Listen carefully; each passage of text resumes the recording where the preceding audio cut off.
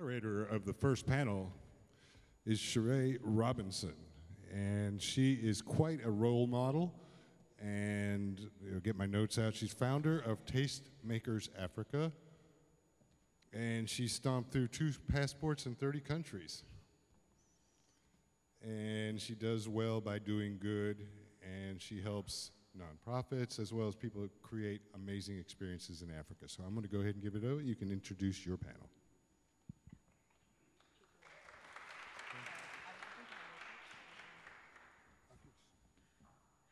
Hi, everyone. Thank you all so much for being here. Really excited to start this discussion this morning. We've got some really interesting panelists who many of you may know. I'm happy to facilitate a really interesting discussion on Black travel, the nuances in it, the similarities, the differences between mainstream millennials, and a bunch of other really cool stuff. So without further ado, I'm happy to introduce our panelists. First is Zim Ugochukwu. She is the founder of Travel Noir. So everyone give it up for Zim. Next, we have Evita Robinson, who is the founder of the Nomadness Travel Tribe. Give it up for Evita.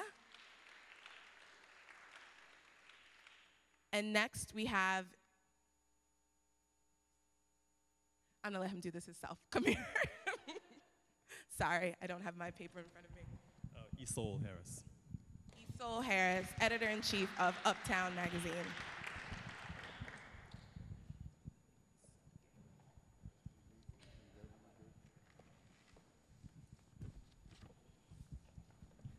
Okay, so to start things off, I'm gonna have each of our panelists do a 30-second blurb of kind of who they are and why they started their brands before we jump into it.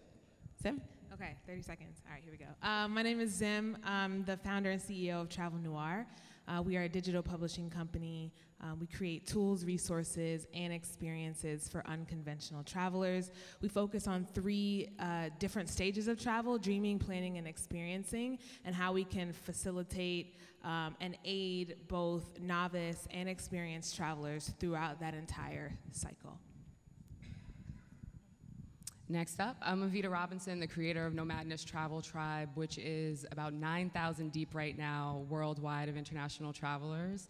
We're about 80% African American and Latino, different travelers of color, but really it's a 24-hour communication cycle and international connectivity and web of travelers all around the world. And our business end runs everything from our online social group to apps in development to a merchandise line to our lovely international trips where I curate experiences and take usually about 15 to 20 of our members on international trips all around the world in places where they don't necessarily see us very often. So thank you, and thank you for coming out today. Wish I was as interesting as you. My name is Isol Harris, as I said. I'm the editor-in-chief of Uptown magazine. If you don't know, Uptown magazine is a national luxury lifestyle magazine targeting affluent African Americans. We started in Harlem.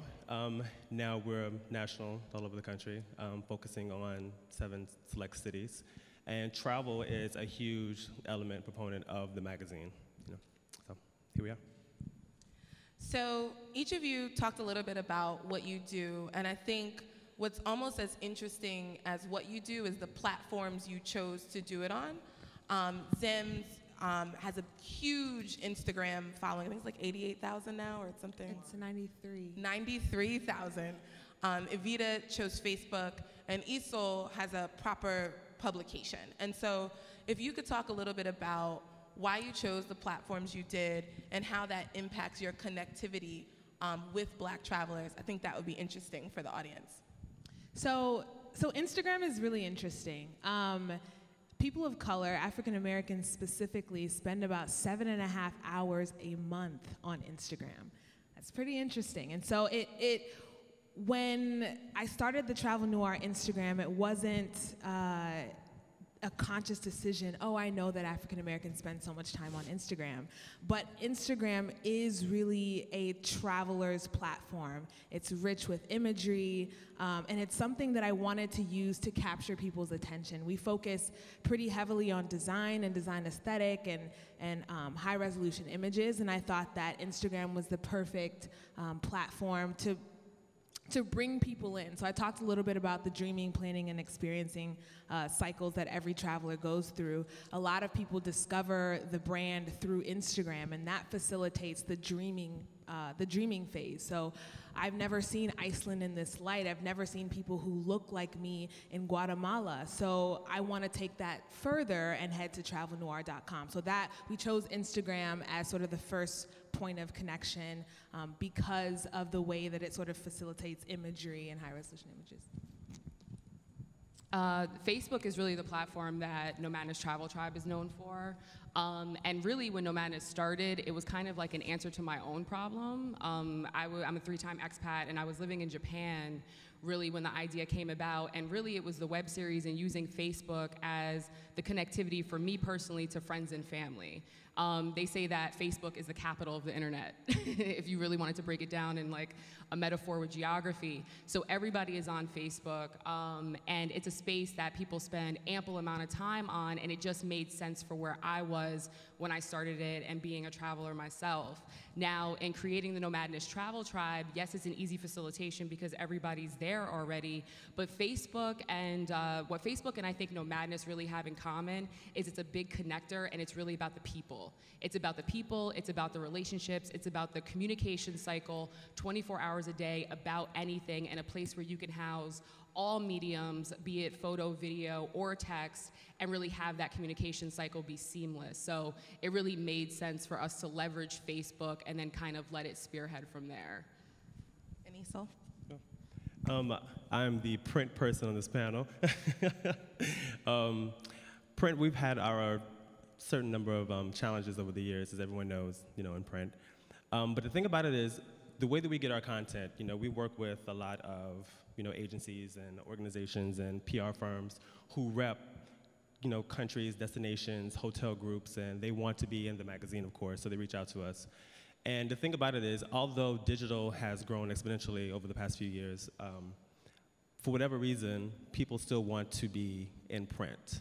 And they love to see destinations, they love to see things on those glossy pages. And so we still have that, that ability to do that. And that's what we do at Uptown. I think that's what we do well. But as far as social media is concerned, along with the Vita, Facebook is basically our number one place where we do engage with our readers. And that's where we have our biggest presence on the web. And that's where readers go and to find out about different articles, and that's where we socialize many of our articles in Uptown. Thank you.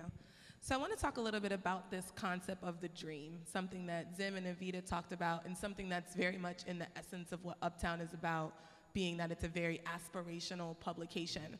And for those of you in the audience that are in the industry, you might want to think about what the dream is about, because for me it says psyche.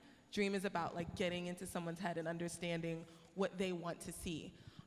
You guys manage really large audiences, and I'm sure everyone in that audience doesn't have the same dream, just like every Black person isn't the same.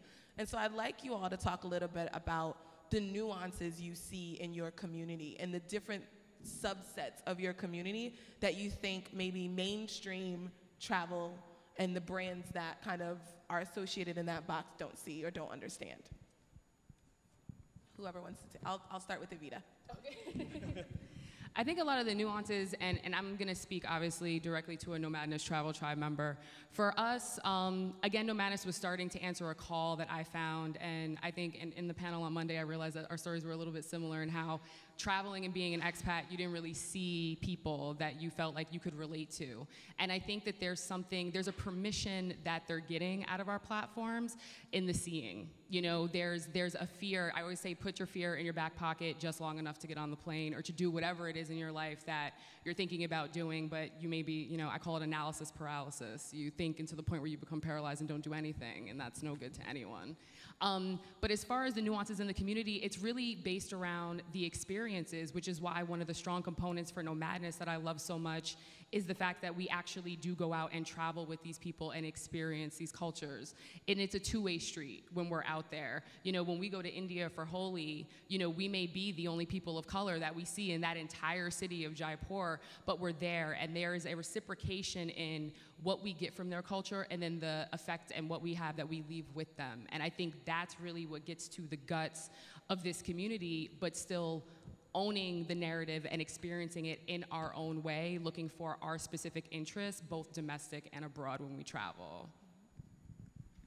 Zim or Aisel, you have any thoughts around kind of the nuance and how and what that is and where maybe kind of this heightened awareness of Black travel might be missing some of that nuance? I think that people don't give representation enough credit. When we started Travel Noir and we started with our 100 writers on the site, they wanted to share their story of going to China and maybe somebody's trying to rub their skin off because they're expecting white skin, or that they think that this skin color is dirt, or they have a story about how a local put their hands in their hair and wouldn't let go, or whatever the case may be. And having a general audience sort of see that experience gives people insight into what it may be like to travel as a person of color. And on the same side of the coin, you have people on our Instagram who may have, for instance, I think I mentioned this on the panel on Wednesday, but Greece last year was named as one of the most racist countries for people of color. And people who read that said, oh, well, I'm not going to Greece because I know that I will not be received in a positive light. And so what we did was we had our travelers, we had our writers go to Greece. They traveled through Athens, they went to different islands, and by showcasing that, to Evita's point, it gave people permission to say, wow, somebody who looks like me is out in Greece having a phenomenal time. And this article, these words on the internet seem to sort of fall into the matrix. And so yeah, I think that those are some of the nuances that I think the larger scale movement tends to miss.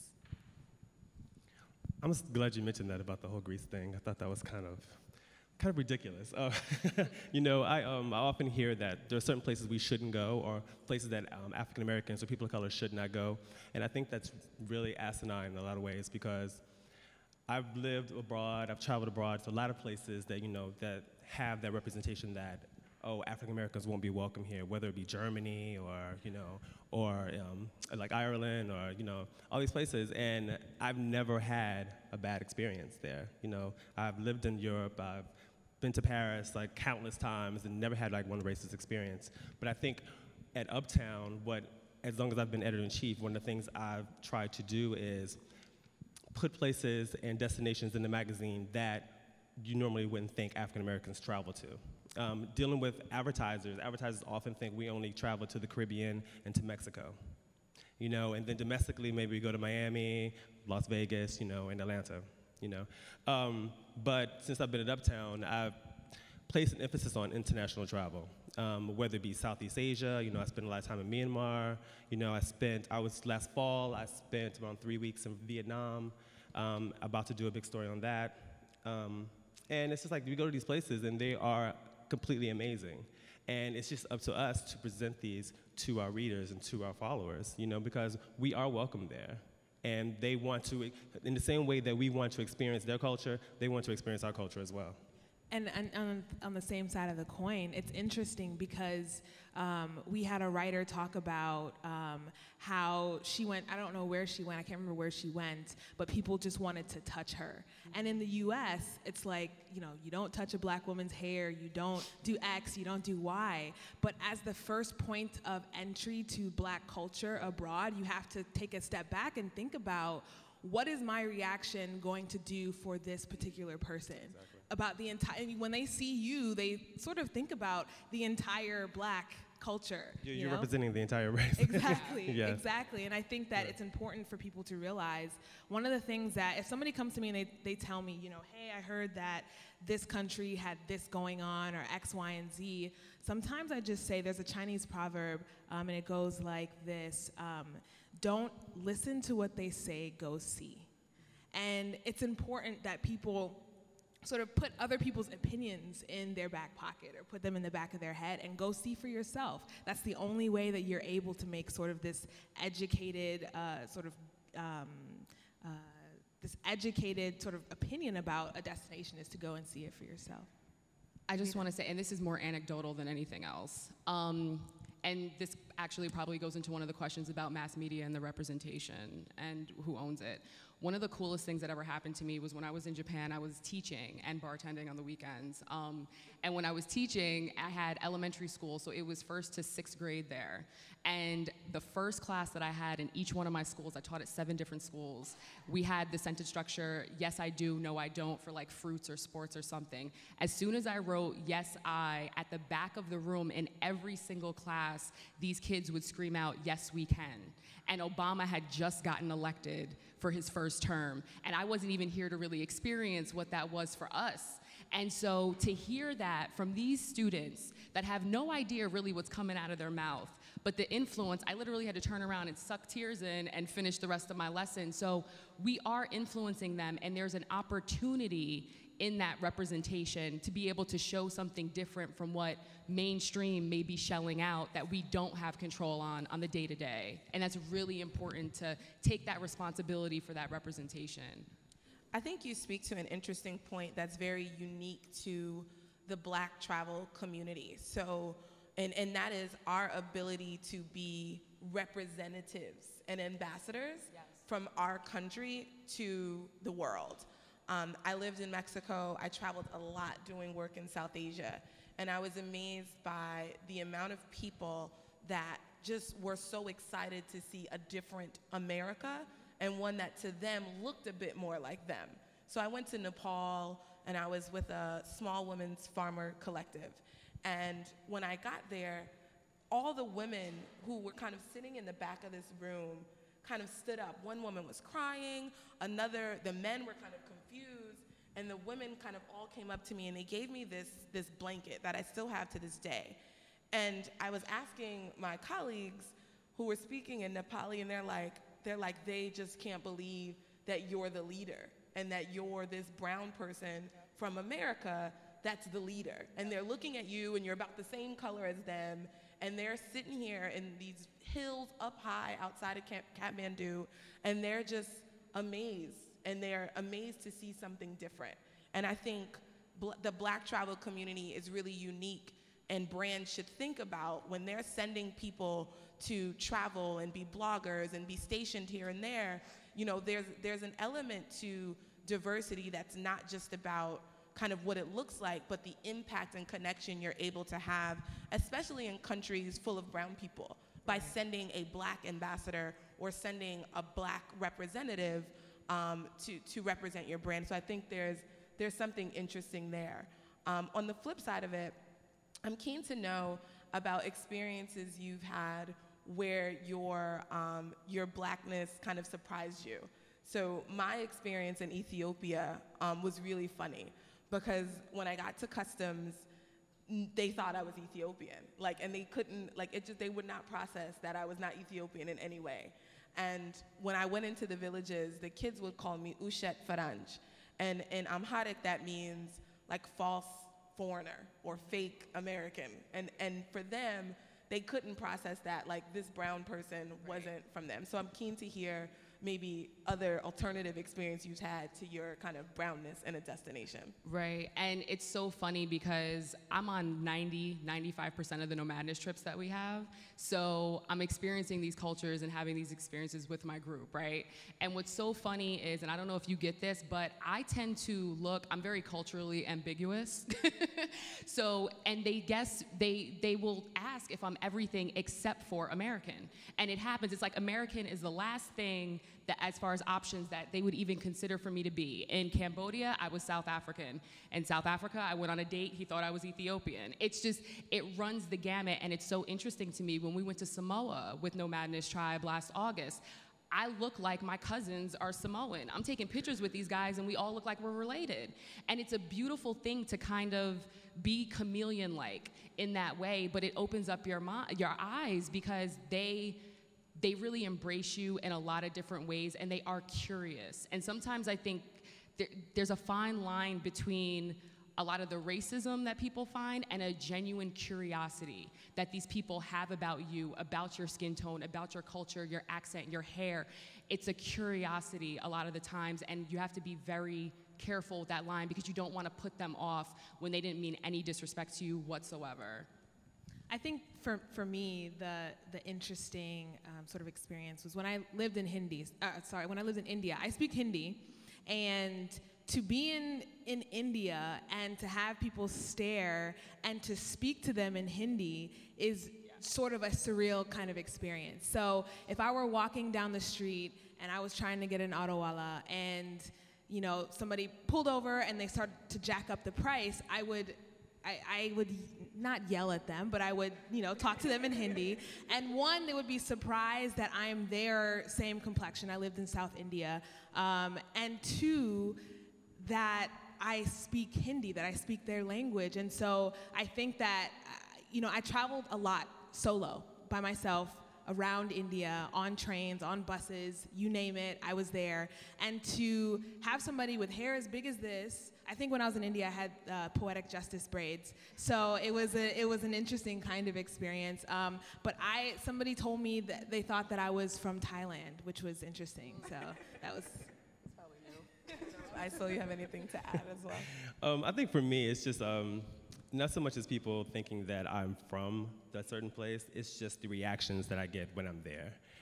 Oftentimes. I mentioned I was in Myanmar for a while, and literally everywhere I went in Myanmar, people would literally just stop and just stare.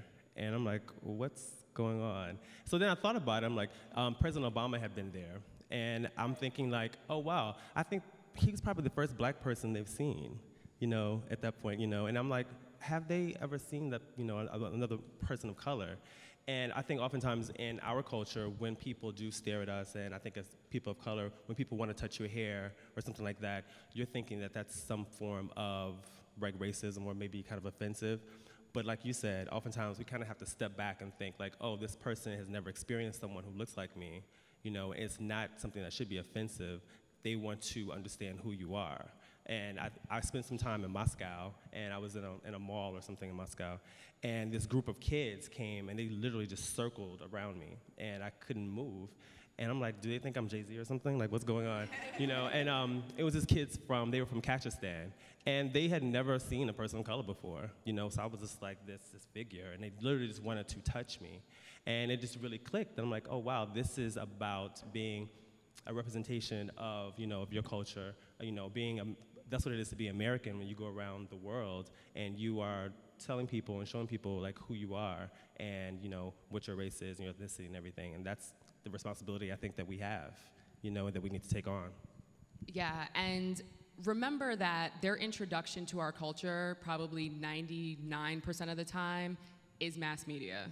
Yeah. And if you look at what mass media is shelling out to us, let alone the fact that that is reaching international barriers, it is hip-hop music, scantily clad women, N-word this, N-word that, reality TV, women can't get along in any circumstance whatsoever if you put them together. And you have to understand that that's their starting point.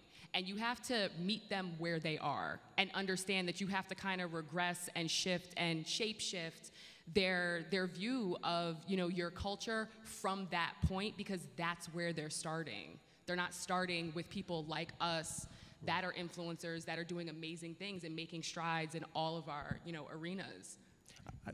Well, go ahead. And to both of your points, I was recently in Namibia in a grocery store, and these girls, they came up to me and they were staring at my hair and they asked me where I was from. I think it was 4 or 5 girls. And when I told them I was from America, As soon as I said that, they all started screaming. And it was very interesting to sort of take in their reaction, because somebody who was as dark as them, quote unquote, made it to the best country. And that was an interesting sort of point for me. They didn't stop following me around the store.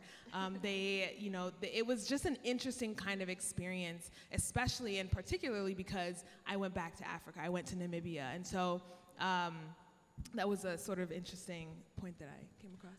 I'm keen to know, so just trying to connect this back to what these experiences mean for brands, right? And so I'd be keen, like in a quick soundbite, kind of, what do you think the fact that these experiences and your brands are bringing these experiences to the forefront of the industry? What does that mean in terms of, what does it mean in your own words? We are the ownership of our narrative. We are really the ones that are at the forefront of it. We have the ability and the responsibility to tell our stories from our point of view and to own it. I think that the definition of the traveler is changing. I mean, the makeup even of any American is changing. You walk out on the streets of New York and you see every shade, every nationality, and that is what needs to be reflected in sort of this international traveler story. And I think that brands are starting to realize that in the next 10 years, even in America, I think, even in America, just the landscape is changing. And I think that brands are starting to, especially in connecting with influencers, right? So influencer marketing is one of the things that's catching a lot of wind. If brands want to stay authentic to a particular audience, they'll reach out to an influencer versus placing sort of a banner ad on a website or anything of that nature. And so the name of the game is then how do I get my message across in the most authentic way without offending or coming off as too brash or anything of that nature. So in regards to brands and them reaching out to us and spending money with us and outlets such as us, and trying to reach our readership, I just think that, I think brands know, they have to know, they know that black people of color spend $40 billion a year on travel, correct? They know this. But there is a reason why they don't use people of color in their campaigns. There's a reason why you don't see people of color in their advertising campaigns and, in their what do you call it, like their media budgets and everything. And you have to think, like, what is the reason for that? And I think that brands have to understand the value of the black consumer. And we're not a monolithic people. We have very different experiences. All of us have different socioeconomic statuses and everything and so forth and so on. And I think that brands have to understand that and realize that and take the time to understand that. And years ago, I was interviewing the creative director of music for the W Hotels. So he travels around the world just basically creating all the soundtracks for all the W Hotels. All the music you hear in the lobbies, basically. And so he used to work for Tom Ford. And he said that at the height of Gucci's success, when Tom Ford was the creative director there, he closed the Gucci store in Honolulu. So he's like, why are you closing the store? The store is making you so much money. And he said that everyone doesn't deserve Gucci. And it wasn't an offensive thing. He was talking about preserving your brand, And a lot of brands don't reach out to African American and consumers because they don't think that we live a life that's in alignment with their brand, even though they know we have the money to spend, So I think it's their responsibility to see that we do live lives that are in alignment with these brands, and that if they look on just your Instagram and our Facebook, you would see, and our pages, you would see that we do live these lives. Branding is like a whole other conversation. and I'm gonna speak to that just briefly because with No Madness, you have to have at least one passport stamp to get in, right? And some people get that, and then some people, it rubs them the wrong way for some reason, and then words will be thrown around like elitist and you know, things like that. And it's like, it's not about being elitist. When I built this, the vision that I had for it was, this is for a traveler. And the thing about going internationally at least once is that once you do it once, you don't have to sell that to somebody. The experience is gonna speak for itself. The life influence is gonna speak for itself. And that's really all where that came from. But it is something that we've been consistent with through then. And so it's interesting that you say that, because like the preservation of brand and just brand identity, it's crucial. It's crucial. You hit on a really interesting point, and I have one more question after this, and then I want to take a couple questions from the audience before we close. And it's just that different messages resonate with different traveler communities. Right. So at Tastemakers, our kind of little tag is Travel Africa, Skip Mediocre. And we are in the process of raising capital for our first round ahead of launching our app. And it's really interesting to see what investors say about our slogan. Some investors say, well, that's a turnoff, and people don't go to Africa because it's not safe, and it will make people feel mediocre. And I'm like, well, maybe. And then there are other people that are like, I love this because people think bad about Africa, and it's like in your face, like, you need to look at this. And then other people say, well, that's really cool. You know, you can travel to Africa and skip all the mediocre places while you're there. You can get the best of the best. And so I think the people behind those opinions tell an interesting story about how people connect with the traveling experience. And I think each of you in your branding touches on that. Before we ask the audience question, I just wanted real quick, top 3 destinations from your audiences. Where do they want to go? Let's see. Thailand is pretty popular. Greece is pretty popular. And Paris. South Africa, Haiti, and Cuba.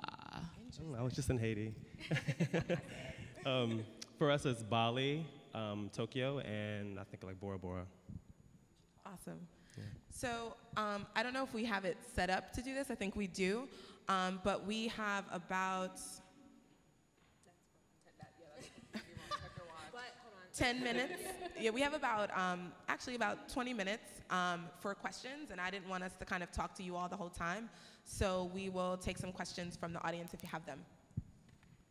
Any questions? Don't be for our shy. panelists?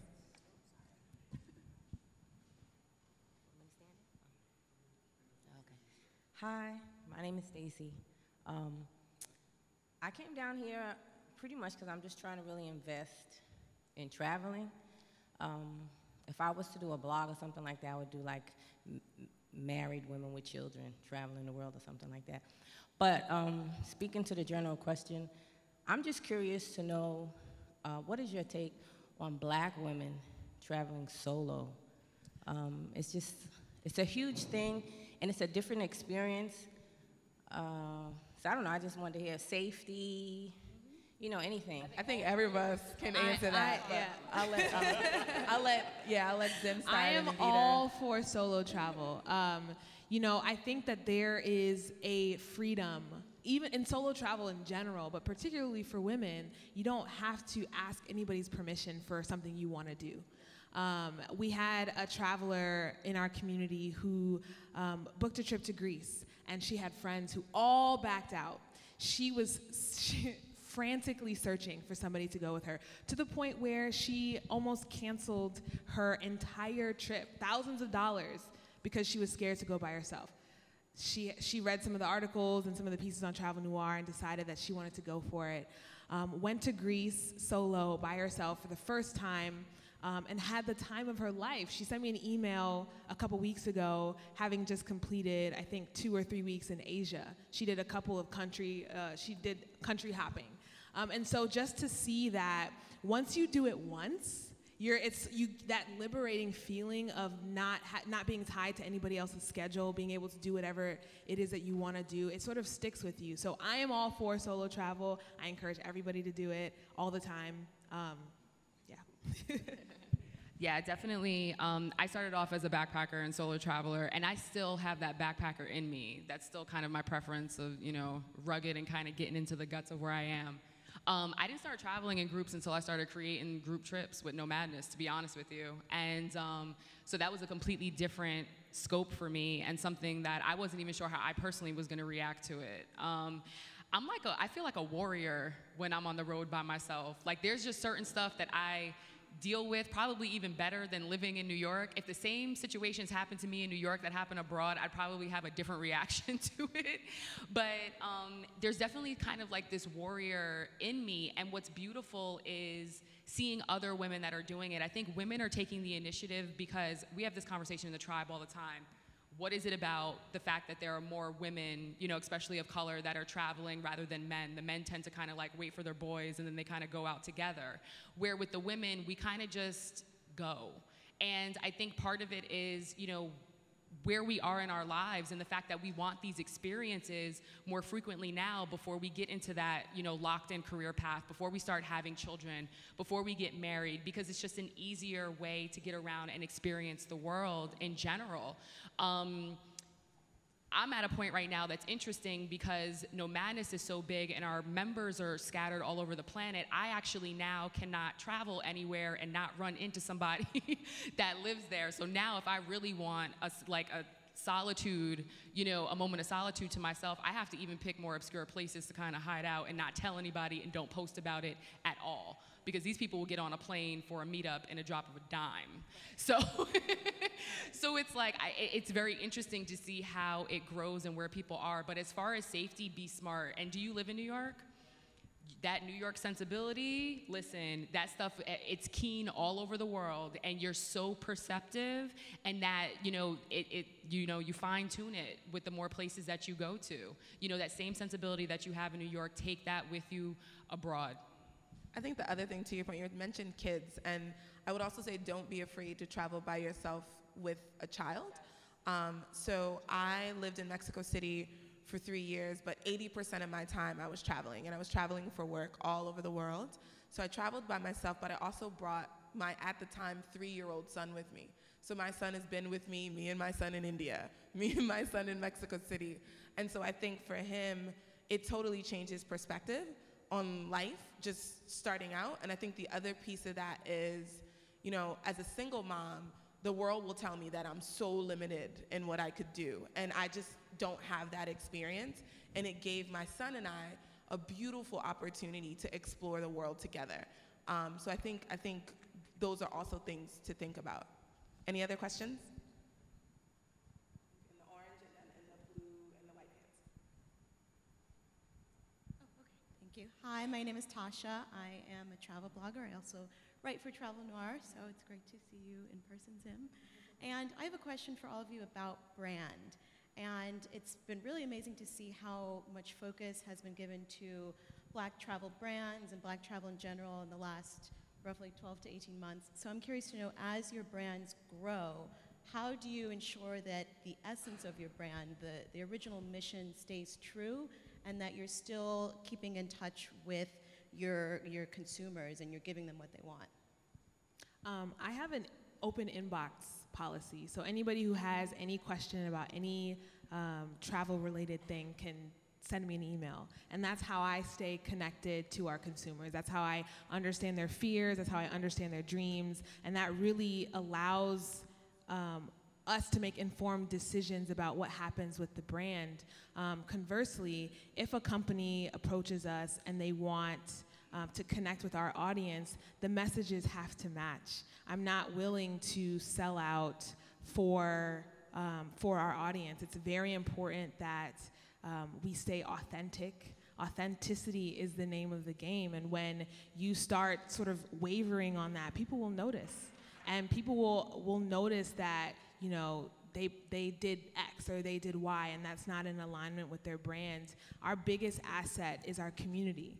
It's our biggest asset. And so that's not something that, even as we grow bigger and bigger and bigger, that's one thing that I'll still keep pretty close to my heart, is that the community is the reason why we're here, and I'm here to serve the community.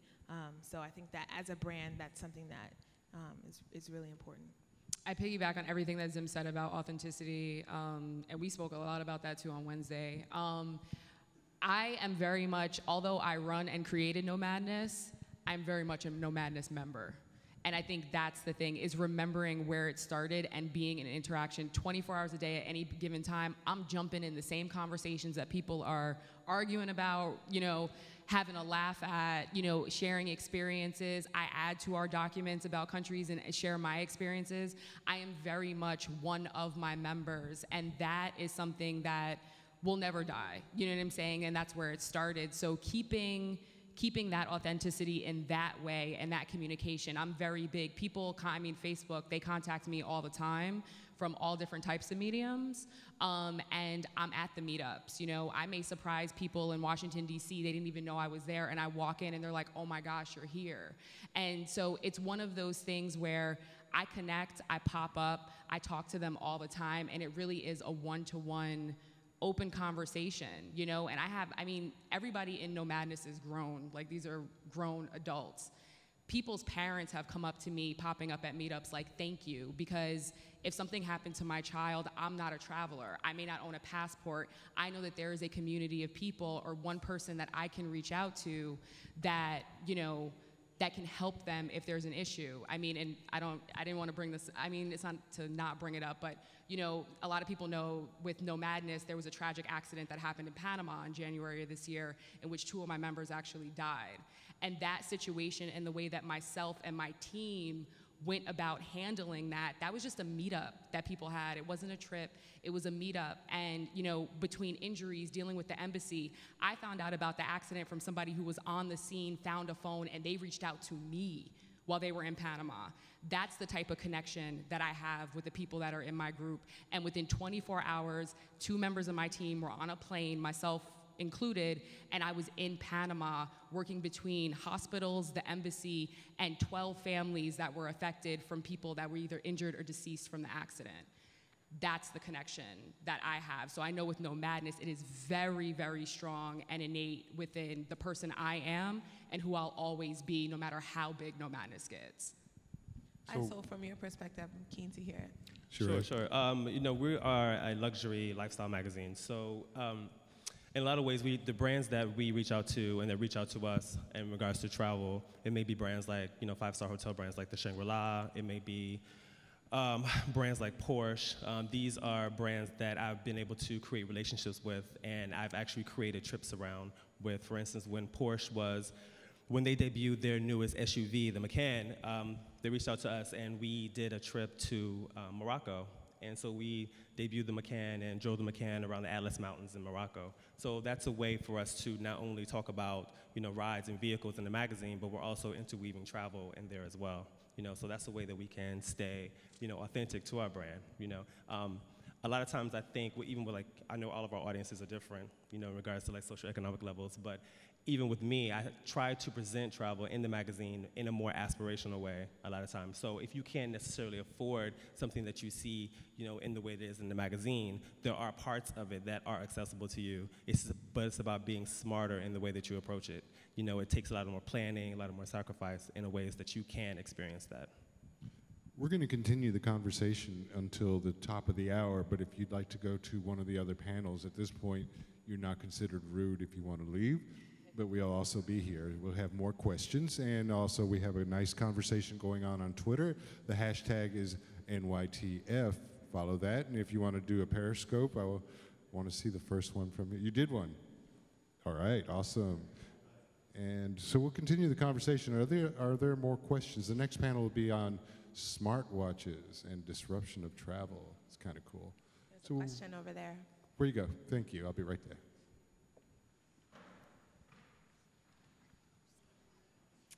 Hi, I'm Tanika.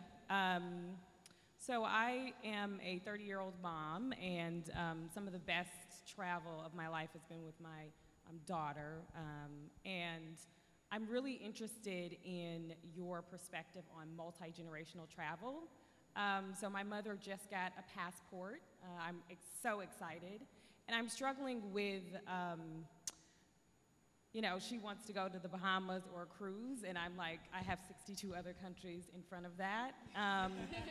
But to your point of geographical elitism, I'm not, you know, I don't want to push those ideas on my mother, especially as she's exploring what travel is. And travel has been such a bonding experience for me and my I'll be a very young daughter, I want her to experience that as well. And I'm also very excited that she is like, you know, I want to go to that South Africa you always talk about. So can you guys just speak a little bit about multi-generational travel and also that aspect, a little bit more about the geographical elitism? So I had one of my, when I was in college, I got really close to our director of public relations, mid-40s.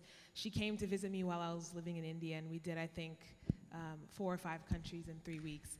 And just to see her reaction to everything that I was so used to, like, oh, people are driving in, like, bikes are driving in the middle lanes and you're crossing the streets in India when all of the bikes are going at the same time, was a novel experience. And I think that there's a curse of knowledge. When you know something and you know it and you've known it for a long time, it's really hard for you to imagine what it's like to see it for the first time.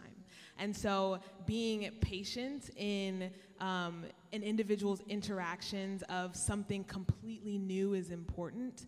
I think that for me, being able to bring her to the fold and give her sort of tidbits of my understanding of the country really helped to deepen that experience for her, as opposed to both of us experiencing a country for the first time. So I'd been living in Asia for a year. So I had been to all of the countries that she accompanied me on, and giving her sort of that level of depth really did deepen the experience for her. So I would say that, you know, that curse of knowledge is real. So try and remember what it was like for you to step out of the country for the first time in a place where nobody spoke English, in a place where the currency is different, or you may get lost sometimes, and your mom may say, well, in the Bahamas or wherever they speak English, but you will find your way. So trying to take a step back from that knowledge curse is important, and then just being patient. I think that your mom will have a great experience, and you and your daughter all together. So, yeah. I think the other piece, and I'm actually putting on my nomadness hat right now. One of my favorite people in life is my sorority advisor from when I was in college. And I remember going to Baltimore and telling her about Nomadness. I was probably one of the first 100 members of Nomadness. And I remember telling her that, you know, I'm living in Mexico and this community, it means so much to me. And she at the time was kind of going through a space in her life where she needed something different.